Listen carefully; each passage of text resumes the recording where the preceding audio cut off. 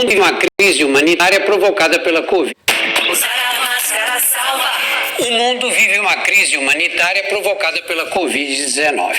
Para ajudar o Brasil, foi criado o Todos pela Saúde, uma aliança de profissionais de saúde que trabalham para identificar e realizar ações importantes.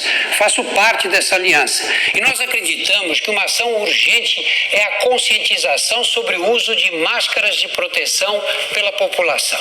A máscara de proteção é a única vacina disponível contra o coronavírus neste momento.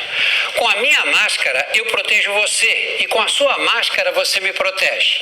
Por isso, a primeira iniciativa do Todos pela Saúde é o movimento Máscara Salva.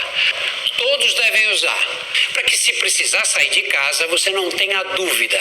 Usar máscara salva. Use a sua. Usar a máscara salva.